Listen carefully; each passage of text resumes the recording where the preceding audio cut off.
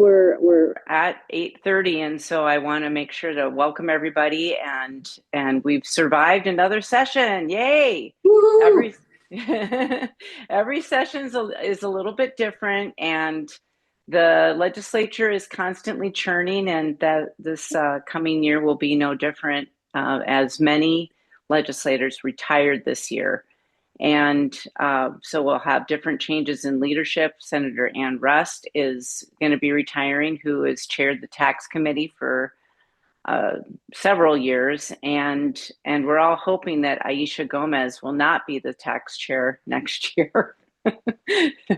That's all I can say. But it was what I would say a very successful session, in the sense that it was the most closely divided legislature in the country, with a 67-67 evenly split House and a one-seat majority by the DFL in the Senate. And of course, we have our DFL Governor Walz. And I'll give credit to leadership that they came together and brought forward what priorities that they could agree on, and come to some final resolution and do good things for Minnesotans, because when there's gridlock, that's no good for people. As well as, I believe that having divided legislature is better than one party control, where a bunch of sweeping reforms can get passed into law.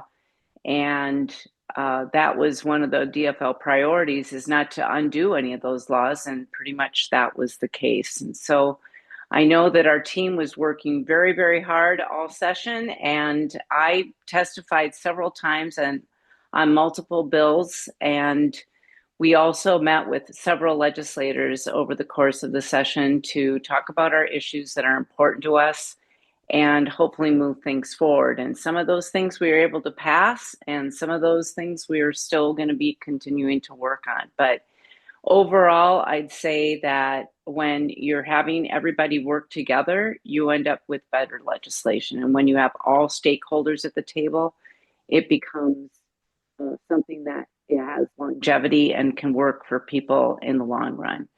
And I know that we may as well just dive right into it. We have Tom and Andrea, and I don't know if Joe is also on this call as well, but I think I'll let them take it from there, and I'll probably add some side comment as we move along.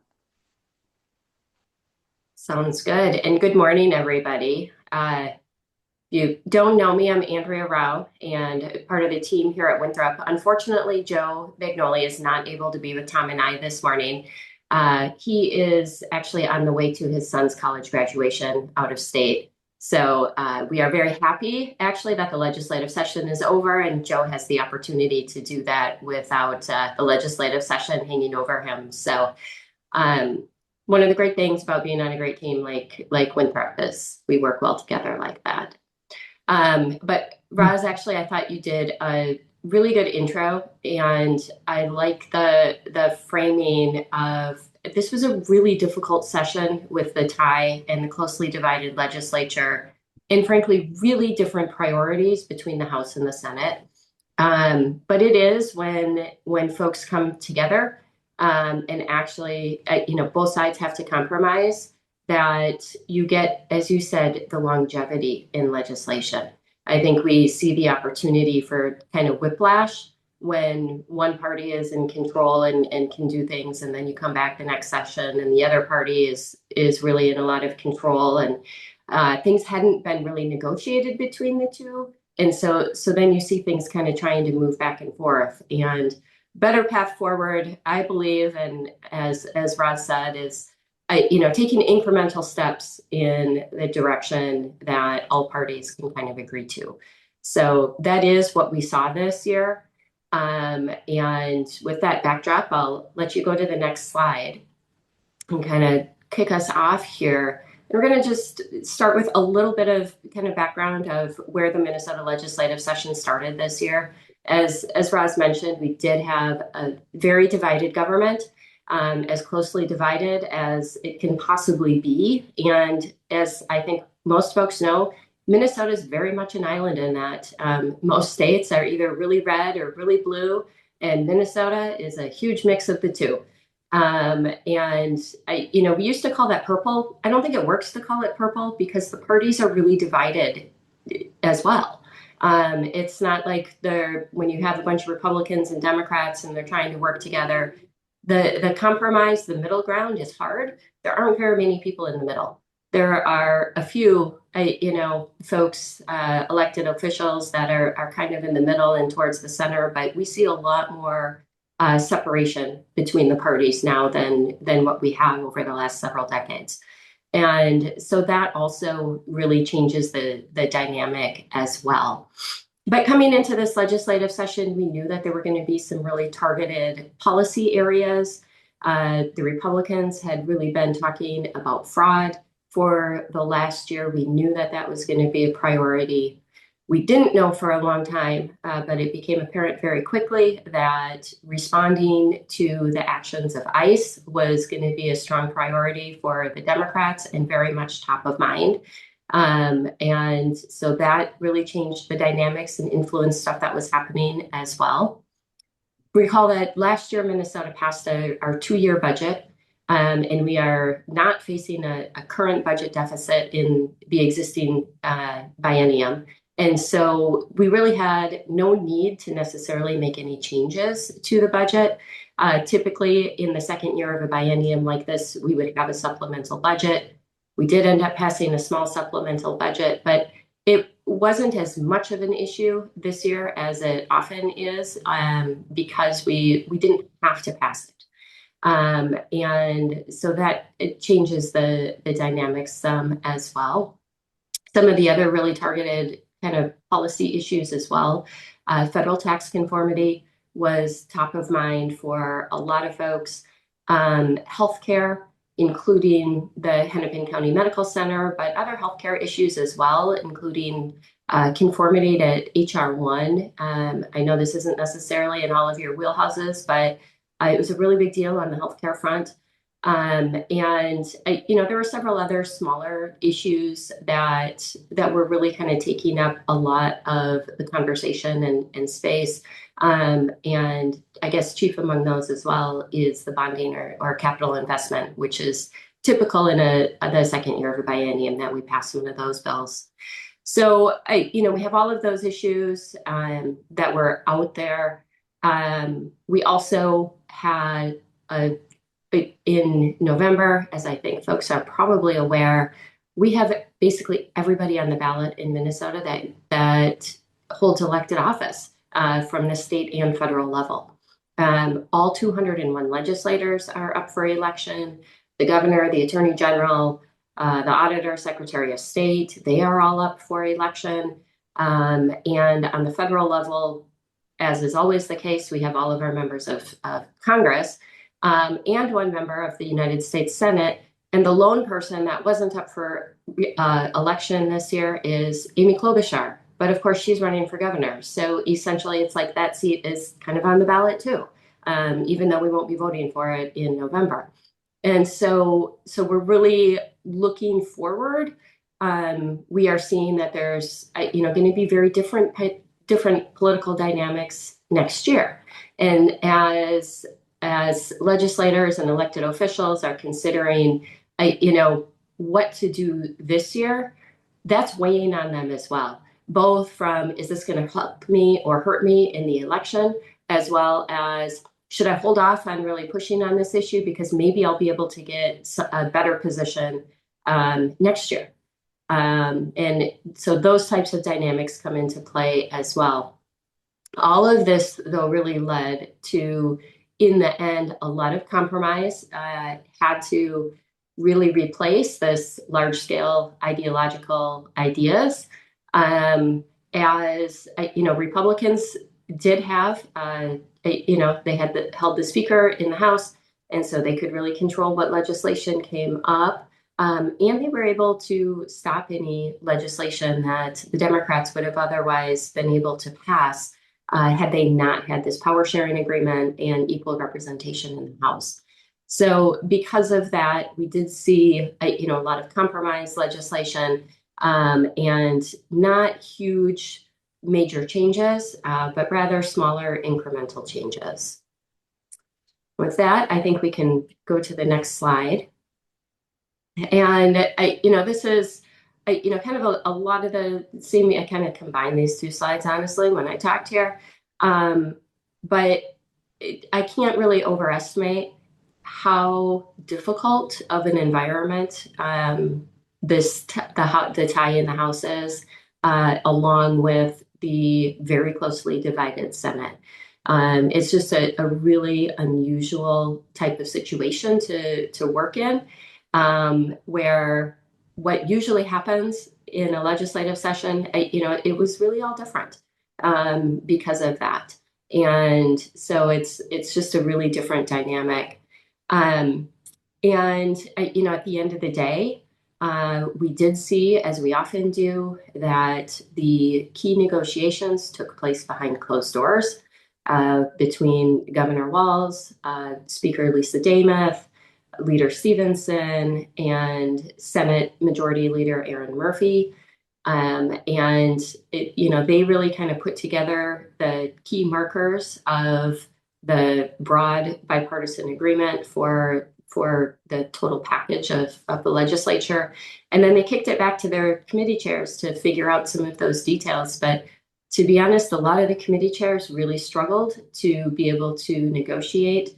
We found more than one committee in the House where the DFL and Republican co-chairs did not get along at all. Really, honestly, I'm not going to mention names, but there were, some that they couldn't even really be in the same room together. And so the negotiations there were really difficult, and a lot of times leadership had to step in and deal with some of those as well. We also saw in some cases that those bills just didn't pass. There was no bill for that subject area. And so, it is a really interesting dynamic. And thankfully, we had passed the budget last year. So again, we didn't necessarily have to make changes this year. And one thing that was also kind of nice was I'm a big believer that the legislature will always expand to fill all available time. If they can go until midnight, they will go until midnight. If they know we can do a special session, they will do that. There are folks that want a year-round legislature. I am very much opposed to that because I think they will just be there all the time and not really get any more work done. Looks like Roz agrees with me. And but one thing that was nice this year was that while they did really go pretty up until midnight, it wasn't frantic like we have seen some legislatures at the conclusion. They got their work done. There wasn't yelling on either the House or Senate floor.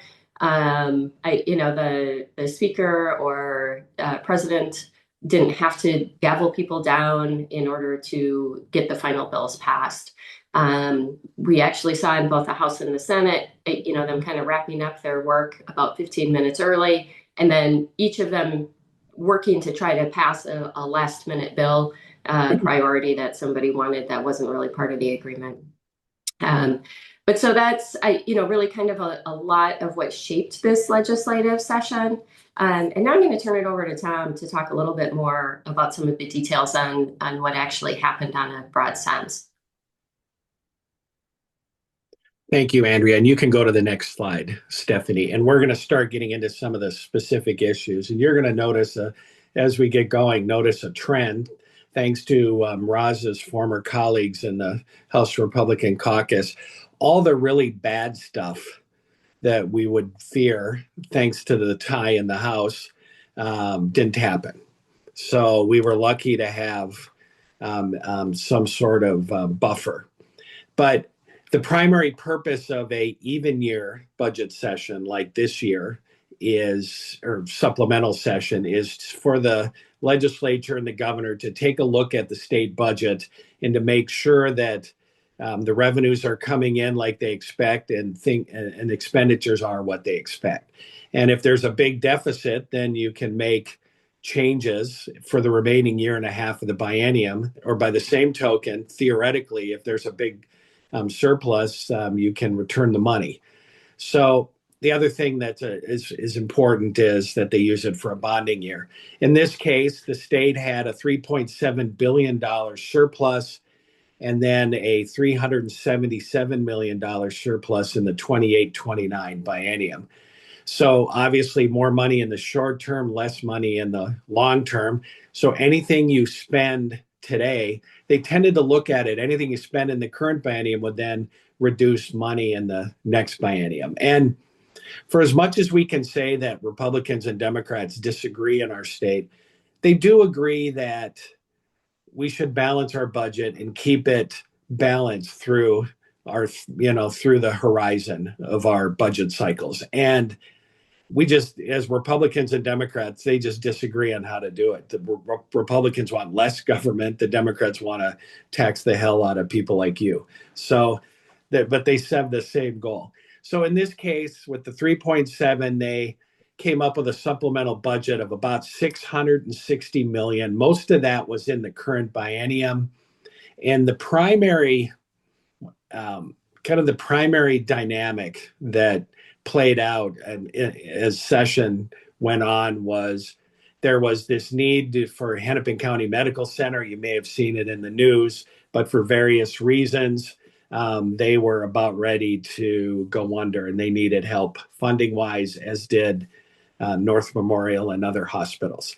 And while there was bipartisan agreement, the Republicans also knew that it was in Hennepin County in downtown Minneapolis, and the Dems needed it probably more than they did. So the Republicans kind of leveraged that for the tax bill and federal conformity. The other things that seem to happen, the technology modernization, the legislature finally got around to appropriating some money for systems that I thought were old when I was M&B commissioner from 2006 to 2010. Well, those systems still weren't updated, and in large part led to some of the fraud that occurred. So they did that. And then they did one-time property tax relief, but it was designed for people below a certain income threshold. I think it was 143,000, and then license tab relief. So they cobbled all of that together, basically one-time relief. And the Hennepin County was 205 million in the current biennium, and then they took the North Star money, the money for the, not North Star, whatever they call it, that train to Duluth. If they don't spend it in the next couple of years, it's going to be repurposed for Hennepin County Medical. So you can go to the next slide, Stephanie. So the first thing, first issue taxes, and Roz said that we're going to miss NREST. NREST was an excellent buffer on the DFL side to the Democratic Socialist from Minneapolis, Aisha Gomez, as the House tax chair, co-chair, along with Greg Davids. So that dynamic, I mean, you found in the tax bill that Greg Davids and NREST agreed on more things, the Senate Democrats and the House Republicans than the Senate Democrats and the House Democrats. Because the House was tied, they never did pass a tax bill initially. The Senate passed a bill out of committee, went to the floor, and then as we got to the final week of session, they repurposed. They had a working group meet a week ago, and then the tax bill that passed was the transportation bill from last year that was just hanging out in the Senate. It had some gas tax language in it, so they repurpose that, and that's why the number 2438 is so low. But the bill had federal tax conformity, including Section 179 expensing and bonus depreciation changes. Unfortunately, the pass-through entity was only through the 27 tax year, and that's because the House Dems want the business community to pay for it again in the 27 legislative session. As I said in the previous slide, there's homeowner and vehicle fee relief. The business community opposed a lot of the tax increases. The Senate Democrats had a social media tax for designed for Amazon, Google, and the big companies. The governor had it in his recommendations, and it fell out. As far as things we're worried about, the bill did have had a TIF article, and most of the TIF provisions that were heard in both committees made it into the final bill. Interestingly, the sales tax, none of the sales taxes, the local sales taxes made it into the bill, which create a lot of issues for communities around the state. And in particular, what happened, Aisha Gomez had supported an increase in the Hennepin County sales tax to pay for Hennepin County Medical Center, but the Republicans opposed it. So that fell out in favor of a $205 million appropriation. So she opposed every other sales tax. So there was a number of communities around the state that are kind of borderline screwed on projects. City of Virginia's doing some sort of repurposing of their energy plant. City of Plymouth and others. So it is really put a cramp on some of the projects around the state. So as far as some of the other issues in the tax bill, there wasn't a whole lot of meaningful property tax relief or reform done for businesses. And I think that's all going to have to wait for the next biennium. We'll go to the next one. If I can interject on that, yeah, also what do. wasn't included was sales tax on professional services, which was something we adamantly opposed. So we were glad that that was included as well. Yeah, and that's important. Minnesota has always had that distinction of that B2B sales tax that various governors have gone through over the years, and we've always pushed back. And that professional services is something that hopefully won't be revisited, but we have to be ready for that in the next session.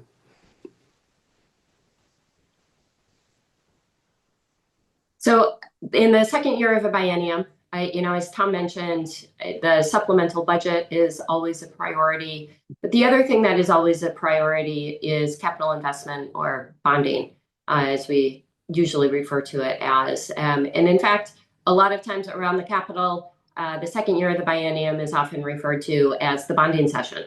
And the legislature doesn't always pass a bonding bill in that second year, but that is kind of the traditional path that they take. And this year did end up to be no different. With our closely divided legislature, it's always uncertain as to whether or not you're going to be able to put together a bonding package that's able to get across the finish line. And that's because it takes a supermajority to actually pass a bonding bill. And so it really, regardless of the breakdown of the legislature, it pretty much always takes bipartisan compromise in order to put together a package where you can get enough votes to pass it through both the House and the Senate.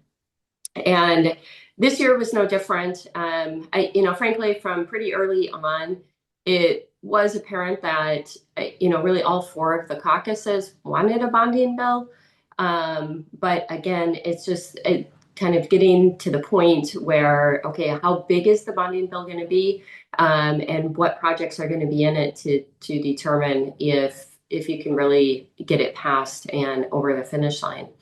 The bonding bill is almost always held off on voting on until the very end. And frankly, even putting together kind of the package of projects is generally held off until the end. And this year was no different. Nobody really knew exactly what was in the bonding bill until late Sunday. And the package was always, there were lots of rumors ahead of time, but there were actually parts of the bonding bill that the public couldn't even see until the next day. And so there was a lot of questions about what actually was passed on that last night. But in the end, they did pass a bill, actually two bills, that totaled about $1.2 billion. The vast majority of that was passed in House File 719, which included all of the general obligation bonding projects. There was a much smaller group of projects in House File 2484 that are paid for with cash appropriations, so cash bonding. But that total package was less than $50 million. So you can see that the vast majority is included in that House File 719. From the beginning, Republicans especially, but others as well, really emphasized that water projects in particular were a priority, both drinking water and wastewater across the state. We have seen in recent years kind of an expansion of bonding into more community focused nonprofit organizations and different entities have been able to utilize some of those funds, do community centers and the like. But both last year and this year, there was really kind of a return to, hey, we've got a lot of needs across the state, particularly, like I said, related to water and to a lesser extent with transportation, where we're behind in funding. And so the focus was really kind of returned to that. And so, major investments in these bills include roads, bridges, like I said, both drinking and wastewater projects, also higher education facilities, and some of those other state assets, are always get some funding as well. Some public safety infrastructure, flood mitigation, and some local government improvements as well, all made it through the end. And with that, I think we're going to click this link here, and Tom's going to give us a little bit more detail on kind of looking at this big list of projects and how to read it and understand it and take a look at some of those projects. So while that is coming up, I'm going to provide a editorial comment on the size of the bonding bill. And I'll date myself when I do this. 28 years ago, I worked in the House with the House Republicans, and we had $1 billion bonding bill in 1998, and everybody was really proud of it. And that was considered a lot. And it was in 1998. Well, now 28 years later, with the state's debt guidelines, all we can do is a $1.2 billion bonding bill. And I don't need to tell the people on this call where I'm going with this, but what has happened to construction costs in those 28 years? And we're trying to wedge in these projects into the same size bill that legislators and the governor were passing almost 30 years ago. The state's ability to address its capital investment needs is broken, and somebody's going to have to fix that. And you'll see that with these projects, that it's hard for the state to keep up, and that most of the projects get a little bit of funding and then they have to come back the next year, and construction inflation cannibalizes the money that gets appropriated before they can build the project. So just as the best way to read a spreadsheet like this is they frame it by agency, or essentially fiscal agent. So they always start at, Stephanie, I think you're driving, Stephanie, you can scroll down. They start with the more broad ed topics like the U of M and MnSCU, but then as you go, like you can see, each agency submits their projects, their agency requests, and then most agencies have a grant to political subdivisions, and these the agencies serve as a pass-through, and they manage the grant. They're responsible for the grant agreements and administering and overseeing the project. And that has gotten to be, if you're working with any of these locals and anything, be ready, because with this fraud in government and all of this focus, these grant agreements and the administration of these funds has gotten to be more stringent. Oh, and the other thing about all of these projects, it's not like you get the money tomorrow. The state has to go out and sell the bonds, and then they usually do that. They go meet with the rating agencies, the MMB.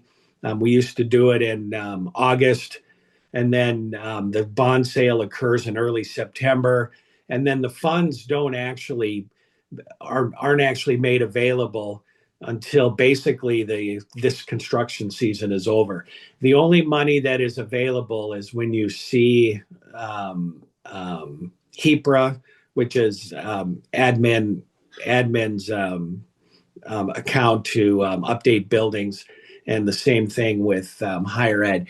And then keep scrolling until you get to the deed. I'll tell you when this stops, Stephanie. Yeah, here's transportation. You can see grants to subdivisions. They spent a lot of money on, you can see airports, local roads, and everything. Some of them are trunk highway funds. When you see the total cost of the bill, it's not just GO, it's trunk highway funds. You can keep scrolling. I want to get to deed. Med Council, keep going. Yeah, here we go. Yeah, so whenever, if it, the grab bag of projects is always this. And this is usually hospitals. You can see the deck, the Duluth Entertainment, anything that doesn't fit any other agency. Basically, most of the local projects in the bill are located under this. So if somebody gives you a list of a project and where it is, the first thing I do is if I don't know who the fiscal agent is, I go to this section. And you can see it's quite a bit. And there's also, if you keep scrolling, stop. There's some general funds. There's some actual cancellations as well. So anyway, that's kind of how you look at it. And the bill is just the other thing that's important. We don't have the actual language, but whenever you do these projects, specifically the general obligation bond projects, if you're ever working on them, you want to make sure that the language itself is specific enough, because then because it's tied to the tax exempt bond that gets sold, and you can't deviate from what is said. If it's pre-designed, you can't necessarily then use the money to do something else on a different project. It's tied to the actual language in the bill that then gets folded into the bond sale documents. So with that, I think we can go on to the next slide. Yeah, and Tom, I just wanted to mention, when we did our prep call yesterday to the rest of the members, we've got members working in all parts of the state, and some of our consultant folks too are tied to some of these bonding projects. So it was good for you to walk through that and to kind of see where some of these projects are, but also we have members that read their local papers and talk to their local council members and everything. And so this is it was just good to walk through that to be familiar with what passed this year and where to find it. So. And then I just said, thanks, Sean. I just saw a question. Has there been any change in Minnesota's debt ratings? And no, there hasn't. We're at AAA on everything. So we do a really good job in this state. And again, it's both parties do a good job on this stuff. All right. Well, our next kind of topic here is landlord-tenant issues. And there was, as I call it, a minibus bill that passed this year. Usually we talk about omnibus bills at the legislature, but this was a small one. Seems too small to call an omnibus, so we call it a minibus. But Senate File 4171, for those that maybe want to look up the actual language, did have a few different provisions related to landlord-tenant issues. And to be honest, these issues, there was a lot of discussion of a lot of different issues, but Again, at the end of the day, the legislature really had to come together and only pass the stuff that was really agreed to by both parties. And the Housing Committee generally does a pretty good job of weeding through some of that stuff and maybe letting folks have their say in committee, but at the end of the day, recognizing that we need to focus on some more middle of the road type issues that really need to be addressed. And so part of this little minibus bill this year, previously there had been a sub-metering bill that passed, and so there was kind of some cleanup that was addressed in the bill this year. One problem that we have seen that has bothered people is minors being listed on eviction notices and essentially kind of getting a record on eviction as a minor. And so that has been prohibited unless they are the only person on the lease.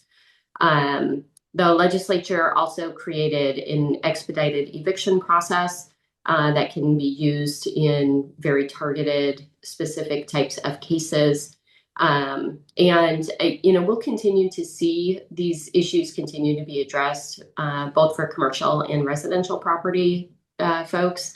But this year, like I said, it was a fairly small package that was actually passed. Tom, I'll kick it over to you and you can go to the next slide.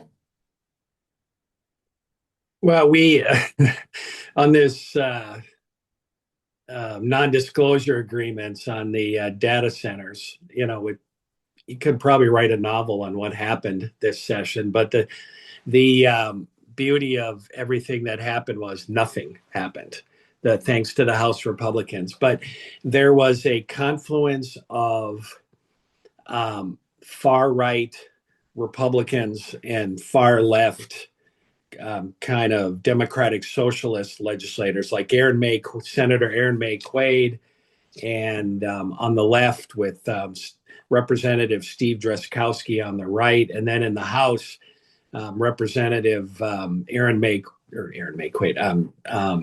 Greenman from Minneapolis and Drew Roach from the Lakeville area. And they even held a press conference and pursued a bill that would stop any non-disclosure agreements, basically for any economic development projects at any level in Minnesota, which I think we all know is disastrous.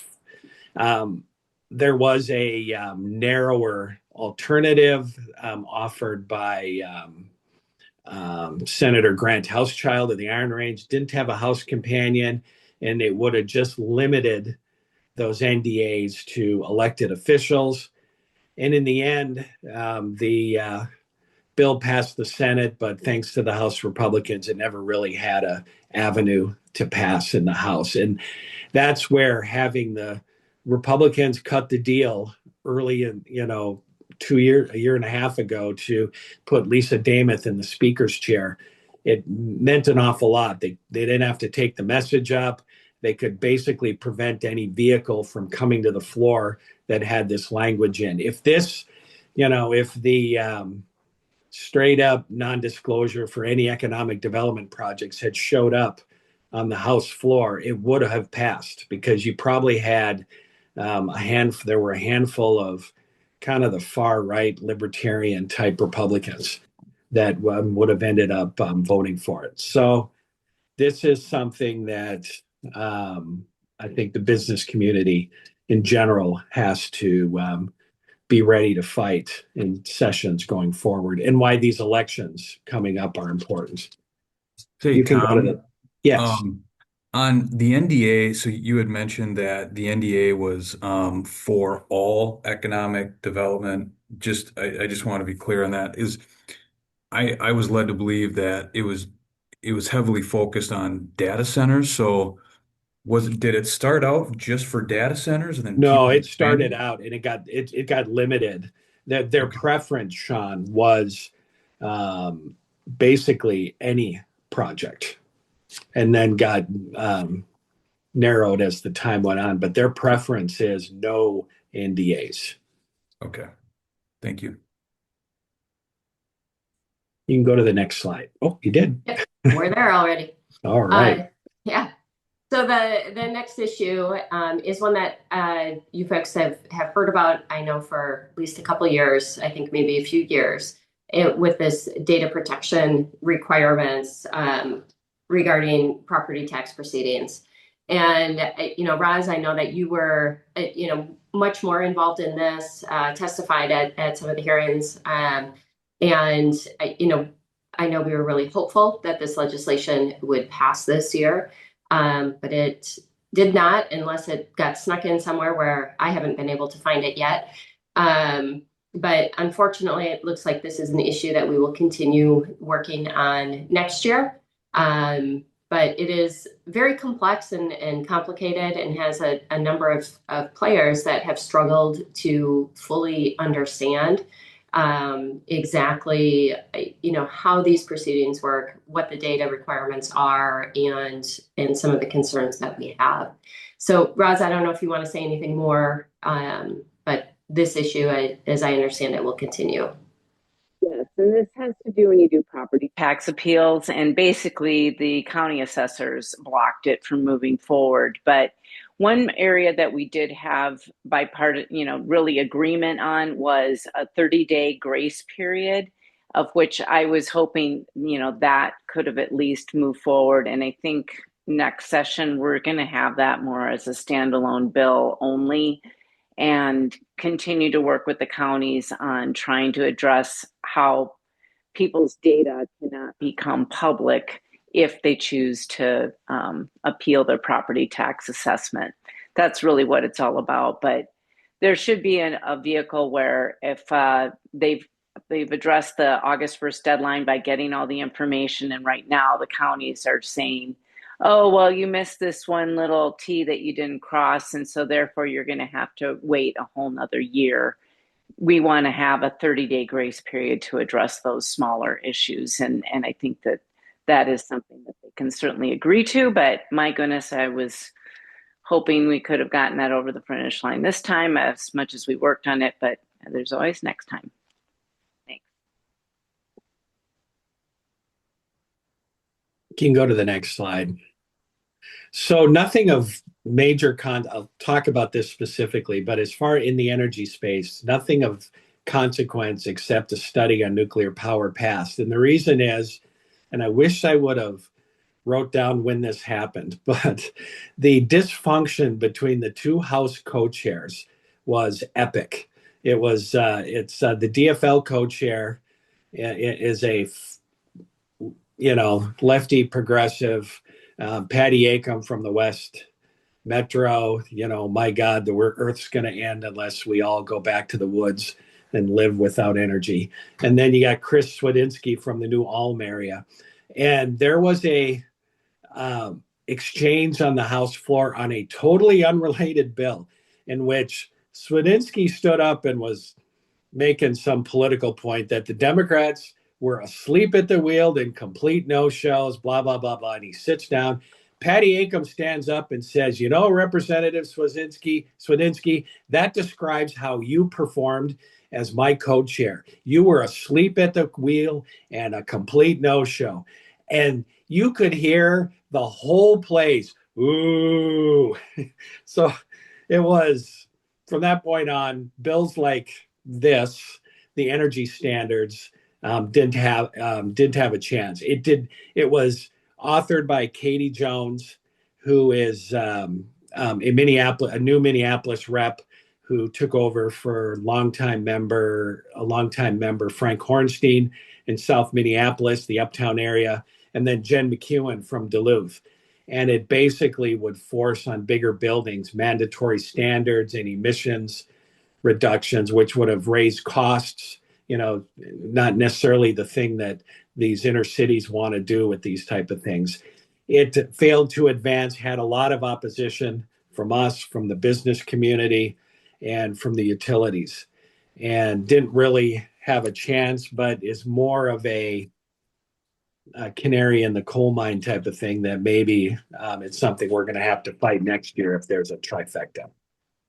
Yeah, and Go ahead. Just to be clear, there was a little bit of confusion at first because we thought uh,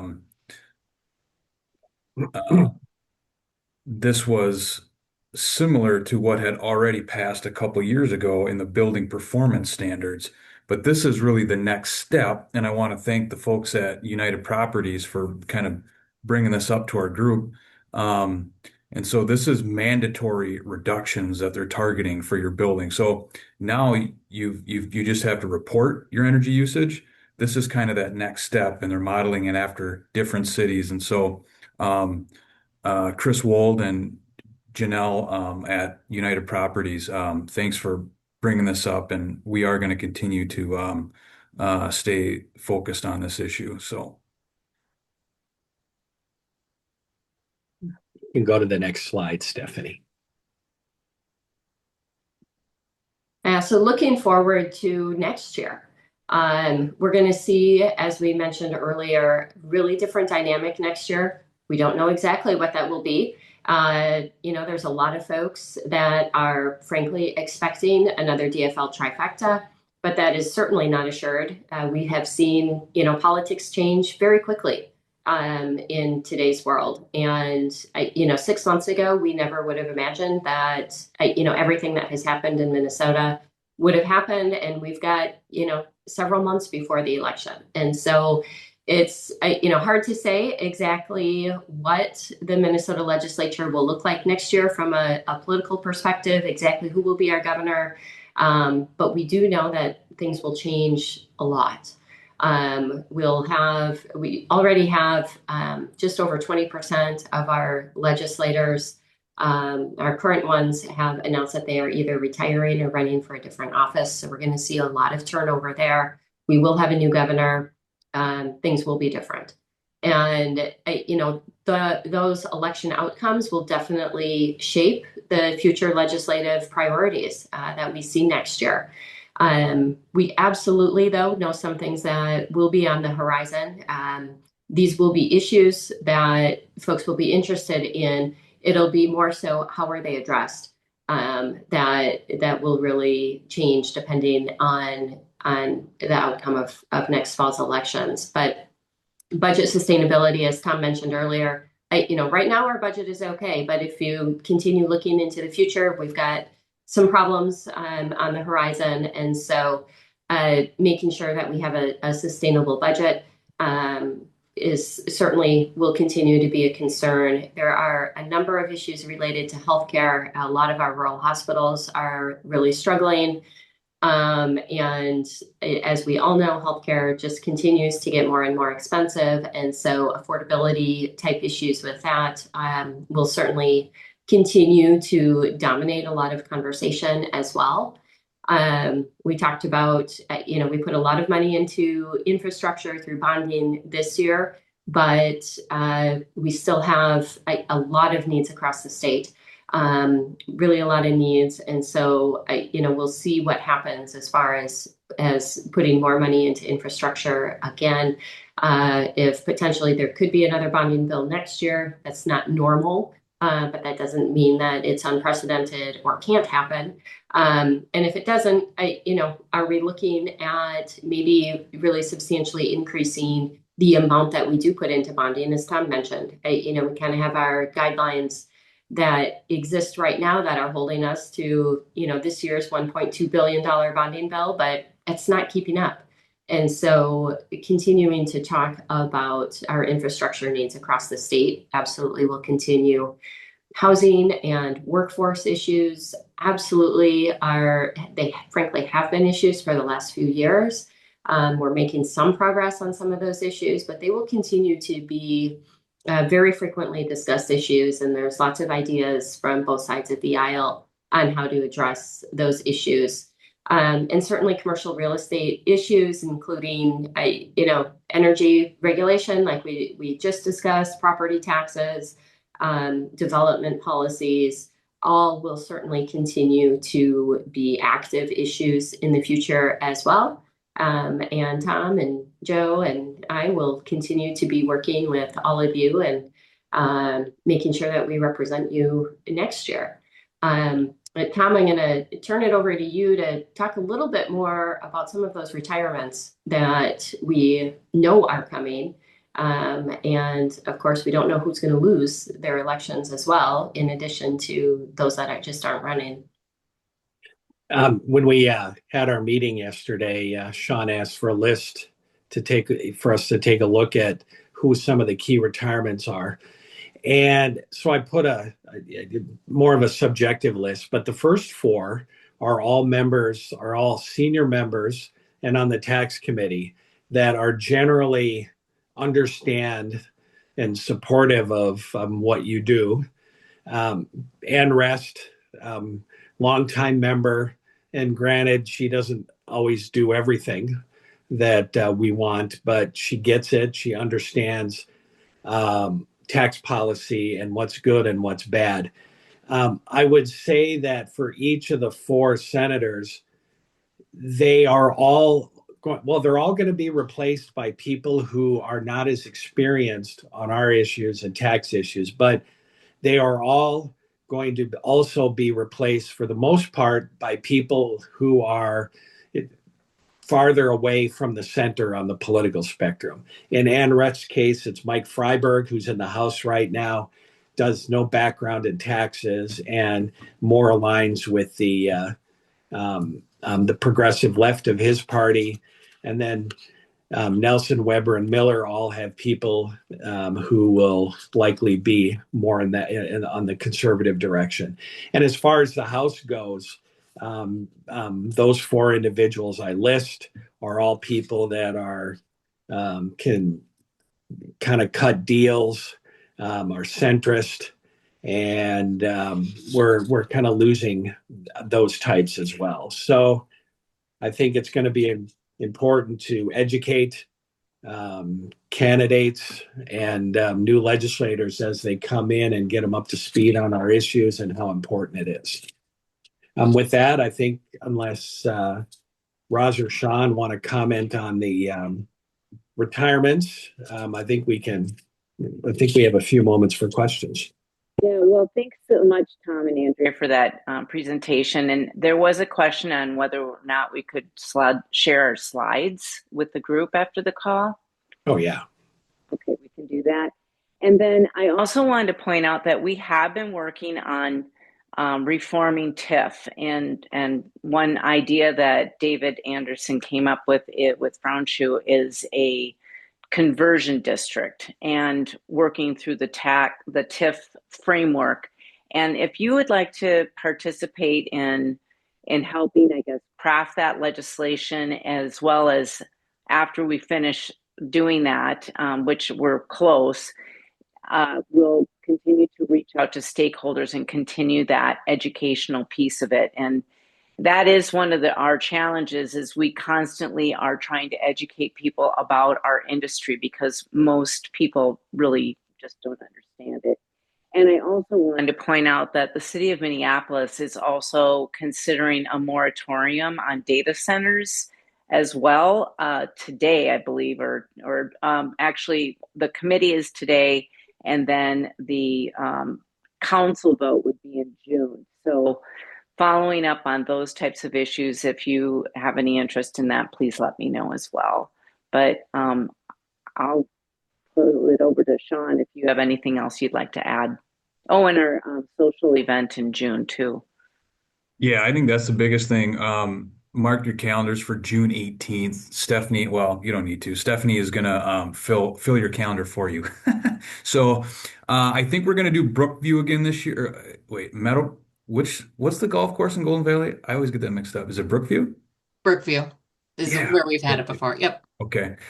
That's kind of where we're leaning. It's a very low cost option, and for us to just kind of get together on a beautiful day and talk a little bit about the session, and for you guys to, we don't always meet in person. Well, we rarely meet in person. So this is a good chance to get out and meet our lobbyist team, talk with Roz, and just a pleasure to see you personally as well. So be on the lookout for that calendar.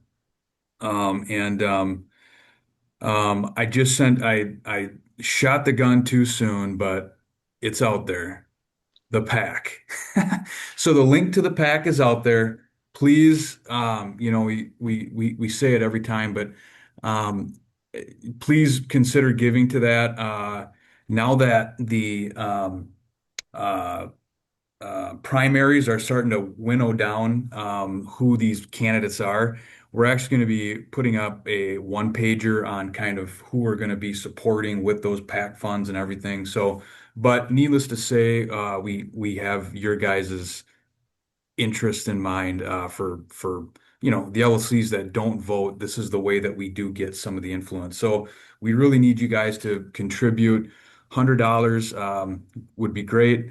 If you're a senior executive level, some of the guidance that we have for our board members and are in that $250 to $500 range. Just some guidance. We will certainly take a $20 bill as well, but just we certainly want you to contribute. The other thing too that I want to keep on reminding you in our one pager that we'll put together is this PCR. So we will give you guys lists of names to contribute to that are friendly to the commercial real estate industry on both sides. And just know that you can get refunded $75 per individual or $150 per couple. So take advantage of that. And that's for all state offices. So there's the link. If you just Google form PCR, it'll pop up. And so, and in my experience in the past, when you make a contribution, that legislature or state candidate will send you back a PCR form. But in the event they don't, the PCR form link is there. So we'll continue to provide guidance as we get through to the November election. So, guys, thanks for all your support. PPSF, thanks for being here today. And we look forward to seeing you guys on June 18th at our summer social.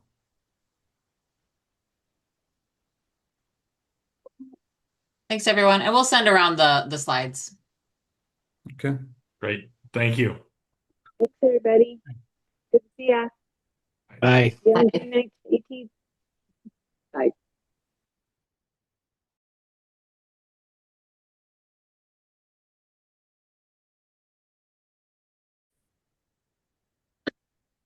I think I'll head out too.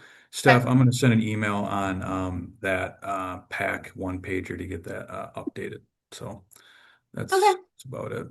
But yeah. And we recorded it, so I'll upload it to YouTube and send it out to the whole committee along with the slides for someone who missed it. So, And all right. We didn't even mention Krita. Dang it. I thought I was thinking about it in the beginning, but that's okay. Okay. There'll be a lot of emails and LinkedIn posts and all that at lots of upcoming events. So, but on our one pager, that's something that we should convert to Krita, or we should have both logos on there. Like, you know what I mean? Yep. Yeah. The strategic plan will be Krita. Yeah. So. Okay. Well, hey, thanks again for all you do. And it was Yep. good to see you 2 days in a row. Yes, 2 days in a row. Yep. Have a nice holiday weekend. Yeah, you too. Bye-bye. Yep.